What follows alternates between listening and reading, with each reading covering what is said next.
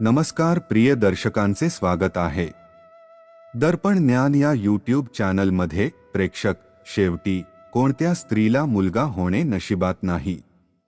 प्रेक्षक हो, आमचा आजचा भाग खूप माहितीपूर्ण आणि प्रेरणादायी आहे।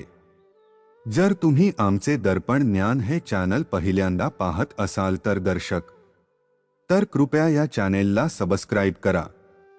या कथेसह प्रिय दर्शक कथेच्या शेवटपर्यंत सोबत राहा। चला ही कथा ऐकूया। मित्रांनो, एकदा भगवान विष्णू आणि माता लक्ष्मी ते समुद्रात बसून बोलत होते। मित्रांनो, यावेळी माता लक्ष्मी भगवान विष्णूला म्हणते, प्रभू, मला अजिबात वाटत नाही। मित्रांनो, म्हणूनच माता लक्ष्मी भगवान विष्णूला म्हणतात, प्रभू, मला तुम्हाला 3 प्रश्न विचारायचे आहेत। माझ्या या 3 प्रश्नांची उत्तरे दिली तर माझे मन समाधानी होईल। मित्रांनो, देवी लक्ष्मीकडून हे ऐकून भगवान विष्णू म्हणतात, ठीक आहे प्रिये, कृपया मला कोणतेही संकोच न करता तुमचे 3 प्रश्न विचारा। मित्रांनो, तेव्हाच देवी लक्ष्मी भगवान विष्णूला 3 प्रश्न विचारते। देवी लक्ष्मी तिथे वास करते। प्रभू, माझा पहिला प्रश्न आहे, शेवटी कोणती स्त्री अकाली विधवा होते? परमेश्वरा, माझा दुसरा प्रश्न असा आहे की कोणत्या स्त्रीला तिच्या पतीचे सुख मिळत नाही? परमेश्वरा, माझा तिसरा प्रश्न असा आहे की कोणत्या स्त्रीच्या नशिबी मुलगा होणे नाही? मित्रांनो, देवी लक्ष्मी भगवान विष्णूला अशा प्रकारे 3 प्रश्न विचारते। तेव्हा भगवान विष्णू माता लक्ष्मीला म्हणतात, प्रिये, तुमच्या 3ही प्रश्नांची उत्तरे मी एका छोट्या हृदयस्पर्शी कथेतून देईन। यात माझी एक अट आहे, तुम्ही माझी ही कथा पूर्णपणे ऐकली असेल तरच तुमच्या 3 प्रश्नांची उत्तरे मिळतील।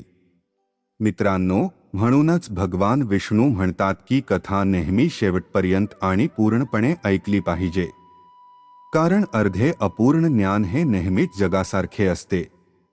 मित्रांनो, तेव्हाच भगवान विष्णू माता लक्ष्मीला कथा सांगू लागतात।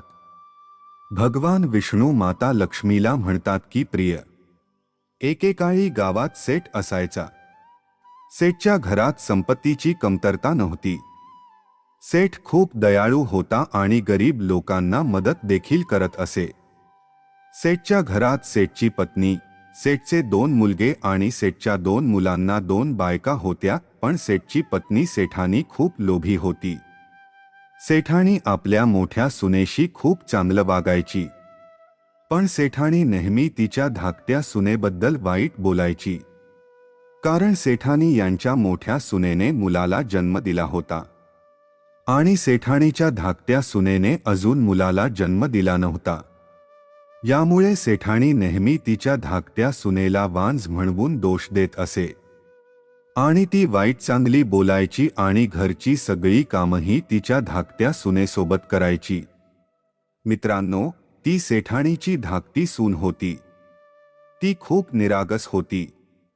ती कधीच तिच्या सासू किंवा वहिनीबद्दल वाईट बोलली नाही, पण सासूच्या या वाईट वागणुकीमुळे ती खूप अस्वस्थ झाली होती। ती गरीब मुलगी हाच विचार करत राहिली, स्त्रीने मुलाला जन्म देणे खूप महत्त्वाचे आहे का? मित्रांनो, अशा रीतीने ती गरीब मुलगी सदैव उदास आणि असहाय राहायची। मित्रांनो, सेठानीची धाकटी सून खूप हुशार होती।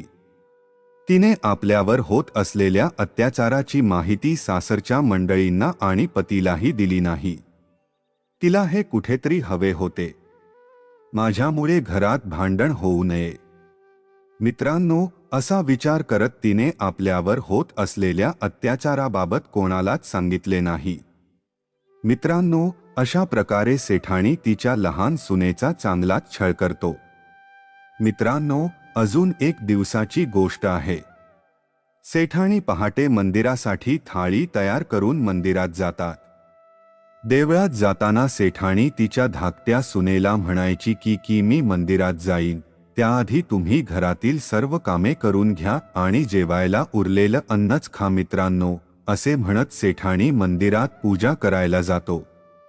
मित्रांनो, जेव्हा सेठाणी मंदिरात जातो त्यामुळे सेठाणीची धाकटी सून घराची मोकळी करायला लागते. ती फक्त घर पुसत होती तेवढ्यात एक साधू सेठच्या घराच्या दारात येतात. तो साधू येऊन घराचा दरवाजा वाजवतो. मित्रांनो, सेठाणीच्या धाकट्या सुनेला साधूचा आवाज ऐकू येताच ती दरवाजाजवळ गेली. दरवाजाजवळ जाऊन पाहिले तर तिथे एक साधू महाराज उभे होते. मित्रांनो, साधू महाराजांना पाहून सेठाणीची धाकटी सून त्यांना नमस्कार करते आणि त्यांचे आशीर्वादही घेतात. मित्रांनो, मग तो साधू महाराज सेठाणींच्या धाकट्या सुनेला तो मुलगा म्हणतो, मला खूप भूक लागली आहे, शक्य असल्यास मला खायला द्या. देव तुमचे कल्याण करेल आणि तुमचे सर्व दुःख दूर करेल. मित्रांनो, जेव्हा तो साधू सेठाणीच्या धाकट्या सुनेकडे जेवण मागतो त्यामुळे सेठाणीची सून प्रत्यक्षात प्रेमात पडते. तिला वाटतं की मी या साधू महाराजांना अन्नदान केलं तर त्यामुळे माझ्या सासूबाई माझ्याशी खूप भांडतील. पण घरात येणाऱ्या पाहुण्यांचा नेहमी आदर केला पाहिजे असे म्हणतात. काहीही झाले तरी मी या साधू महाराजांना भुकेने घर सोडणार नाही. मित्रांनो, मग सेठाणीची धाकटी सून स्वयंपाक घरात गेली. ताटात जेवणाची व्यवस्था करून आणि साधू महाराजांसमोर आणतो आणि ती साधू महाराजांना तिच्या घरी बसवते आणि जेवायला लागते. मित्रांनो, दुसरीकडे साधू महाराज जेवू लागतात. मित्रांनो, यावेळी साधू महाराज भोजन करत होते. ती सेठाणी मंदिरातून परतली. मित्रांनो, सेठानी घरी परतल्यावर म्हणून मी ते पाहिले आहे. त्यांच्या घरी एक साधू राजा बसला. पोहोचलो आणि जेवत आहोत. मित्रा, हे पाहून सेठाणीला खूप राग येतो. त्यानंतर तो मित्र सेठाणीच्या घरात गेला. ती साधूसमोर ठेवलेले जेवणाचे ताट उचलते आणि फेकून देते. मित्राचे ताट फेकून दिल्यानंतर सेठानी तिच्या धाकट्या सुनेला शिव्या देतो आणि तिच्या धाकट्या सुनेला सांगते की या गरीब भिकायांना खायला कुठेच मिळत नाही, जो माझ्या घरात बसून या भिकायांना भरवत आहे. त्यामुळे नंतर त्यांचा अपमान पाहून ते साधू महाराज तेथून निघून जातात. मित्रांनो, त्यानंतर सेठानी तिच्या धाकट्या सुनेला अनेक गोष्टी सांगते आणि ती तिच्या सुनेबद्दल वाईट बोलते. मित्र, नंतर हा अपमान ऐकून सेठाणीची धाकटी सून तिच्या घरातून निघून जाते. मित्राने घर सोडल्यानंतर सेठाणीची धाकटी सून एकजण जंगलाकडे जातो. मित्रांनो, सेठाणीची सून जंगलात पोहोचताच तिला तिचा नवरा तिथे दिसला. मित्रांनो, सेठाणीची धाकटी सून तिच्या नव्याला पाहते आणि तिच्या नव्याला सर्व काही सांगते. मित्रांनो, त्यानंतर सेठाणीची सून आणि सेठाणीचा मुलगा दोघेही त्या जंगलात फिरू लागतात. मित्रांनो, दोघेही दिवसभर हिंडण्यात घालवतात. मित्रांनो, त्यानंतर रात्र होते आणि रात्रीनंतर ते दोघे पती पत्नी बनतात. ते जंगलात रात्र घालवण्यासाठी जागा शोधू लागतात. मित्रांनो, मग दोघांनाही एक वाडा दिसला. दोघे नवरा बायको हवेलीत जाऊन बसतात. प्रिय दर्शकांनो, रात्र पडताच त्यामुळे त्याला हवेलीजवळ 2 चेटकीण येतात. मित्रांनो, त्या 2 चेटकीण जाऊन हवेली उडवून देतात आणि त्याला अशा ठिकाणी घेऊन जातात जिथे खूप सोने, चांदी आणि सोन्याच्या अंगठ्या होत्या. मित्रांनो, हवेलीत पोहोचताच ते हवेलीतून बाहेर आले आणि त्यांना सेठाणीची सून आणि सेठाणीचा मुलगा दिसला. तेथे त्याच्या पायाजवळ बरेच सोने चांदी पडले होते. तर मित्रांनो, सेठाणीची सून आणि सेठाणीचा मुलगा तेथून थोडे सोने घेऊन त्यांच्या घराकडे येतात. जेव्हा मित्र सेठाणीकडे येतात तेव्हा ते दोघे तिला झोपू देतात. त्यामुळे त्याला झोपलेले पाहून सेठाणीला खूप राग येतो. सेठानी तिच्या सून आणि मुलाला सांगते की तुम्हा लोकांना तेही कळत नाही, मिळालेला पैसा कधीही गमावू नये. मित्रांनो, सेठानी म्हणतो, ठीक आहे, उद्या मी तुमच्या जागेवर त्याच्या हवेलीत जाईन आणि खूप पैसे घेऊन येईन. मित्रांनो, त्यानंतर दुसऱ्याच दिवशी सेठानीने मला असे आमिष दाखवले. रात्र पडताच ती हवेलीत जाते. मित्रांनो, हवेलीत गेल्यावर सेठाणी खाली बसतो आणि मागून 2 चेटकीण येतात आणि त्या 2 चेटकीण जातात आणि हवेली उडवतात आणि त्याला एका बर्फाळ ठिकाणी घेऊन जातात. जेव्हा मित्र तिला हवेलीतून बाहेर काढताना पाहतो तर सेठाणीने पाहिले की ती एका बर्फाळ ठिकाणी आली आहे. मित्रा, हे सर्व बघून सेठानी खूप अस्वस्थ होतो. सेठाणीला वाटतं की काल या डायनने हा वाडा सोन्या चांदीच्या ठिकाणी नेला होता, पण आज त्या हवेलीला बर्फाळ जागेत आणले आहे. मित्रांनो, सेठानी एवढा विचार करत होता की त्या 2 डायनोने सेठाणीला पाहिले. मित्रांनी सेठाणीला पाहताच दोघांनी तिची तिथेच हत्या केली. मित्रांनो, असाच सेठाणीचा हाव महागात पडला. मित्रांनो, भगवान विष्णू माता लक्ष्मीला ही कथा अशा प्रकारे ऐकतात.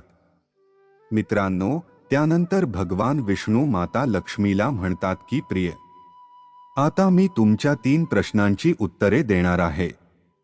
मित्रांनो, मग भगवान विष्णू म्हणतात, हा तुमचा पहिला प्रश्न होता. कोणत्या स्त्रीला मुलगा नाही? मित्रांनो, भगवान विष्णू म्हणतात, जो स्त्रियांपेक्षा पुरुषांवर मोहित होतो, म्हणजेच स्त्री चारित्र्यहीन आहे, ती वेश्या आहे आणि तिला कधीही पुत्रप्राप्ती होत नाही. लक्ष्मी, तुझा दुसरा प्रश्न होता की कोणत्या स्त्रीला पतीचे सुख मिळत नाही? ज्या महिलेचा नवरा राज्यात राहतो, असे उत्तर आहे. किंवा स्त्रीशी संलग्न रहा, त्यामुळे त्या स्त्रीला पतीचे सुख कधीच मिळत नाही. लक्ष्मी, तुझा तिसरा प्रश्न, कोणती स्त्री अकाली विधवा होते? उत्तर आहे, जी स्त्री अधिक लोभी असते ती पुरुषांशी संलग्न राहते, त्यामुळे स्त्री अकाली विधवा होते. तर लक्ष्मी, मला वाटतं तुझ्या 3ही प्रश्नांची उत्तरं तुला मिळाली असतील. मित्रांनो, अशा प्रकारे देवी लक्ष्मी भगवान विष्णूच्या 3ही प्रश्नांची उत्तरे देऊन संतुष्ट होते. मित्रांनो, मला आशा आहे की तुम्हा सर्वांना हा व्हिडिओ आवडला असेल. मित्रांनो, जर तुम्हाला व्हिडिओ आवडला असेल तर व्हिडिओसाठी एक लाईक तयार केला जातो. मित्रांनो, मी दर्पण ज्ञान वाहिनीच्या सर्व दर्शकांना विनंती करतो की कृपया चॅनल सबस्क्राईब करा आणि तुम्हाला कथा कशी वाटली ते कमेंट बॉक्समध्ये सांगा. धन्यवाद.